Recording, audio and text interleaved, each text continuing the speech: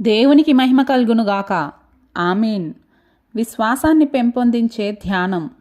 ఇశ్రాయేలును కాపాడువాడు కునుకడు, నిద్రపోడు. కీర్తనల గ్రంథం 121వ అధ్యాయం 4వ వచనం. యెహోవా ఇశ్రాయేలును కాపాడేవాడు. ఏ విధమైన మత్తు ఆయన మీదకు ఎప్పటికీ రాదు.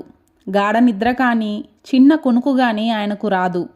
ఆయన తన ప్రజల హృదయాలను, వారి గృహాలను కాపాడే విషయంలో ఎప్పుడూ తప్పిపోడు. సంపూర్ణమైన శాంతి సమాధానాలను పొంది ప్రశాంతంగా మనం ఉండటానికి సరైన కారణం అదే. తన స్నేహితుడైన పర్మేనియో కాపలా ఉంటే తాను ప్రశాంతంగా నిద్రపోతానని మహాచక్రవర్తి అలెగ్జాండర్ అన్నాడు. అలా అయితే దేవుడే మన చుట్టూ ఉండి కాపలా కాస్తున్నాడు కాబట్టి మనం ఇంకా ప్రశాంతంగా నిద్రపోతాం. Behold, he that keepeth Israel shall neither slumber nor sleep. English బైబిల్లోని వాక్యాన్ని ఉన్నది ఉన్నట్టుగా అనువాదం చేస్తే ఇలా ఉంటుంది: ఇదిగో ఇశ్రాయేలును కాపాడువాడు కునుకడు, నిద్రపోడు. ఇదిగో అన్న మాట ఇక్కడ ఉపయోగించబడడానికి కారణం ఏమిటంటే ఈ సంతోషకరమైన సత్యం మీద మన దృష్టి నిలపాలని దేవుని ఉద్దేశం. ఇశ్రాయేలు అని పిలువబడిన యాకోబు ఒక రాతిని తన తలగడగా చేసుకొని నిద్రపోయాడు. కానీ దేవుడు మెలకువగానే ఉండి అతనికి దర్శనంలో కనబడ్డాడు. ఎలాంటి భౌతికమైన కాపుదల లేని పరిస్థితిలో మనం నిద్రపోతే యెహోవాయే మనలను తన నీడలో కాచి కాపాడతాడు.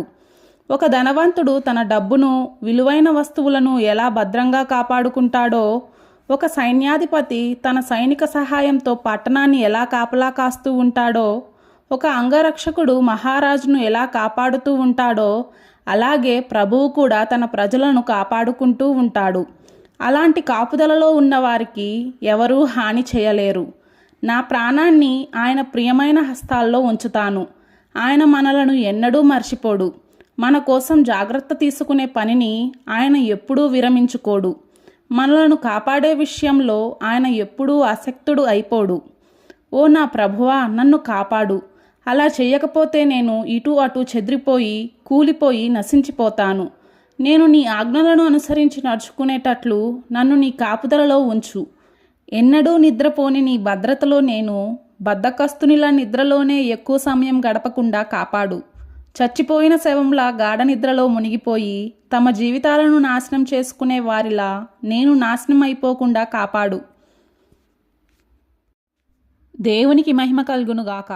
ఆమేన్.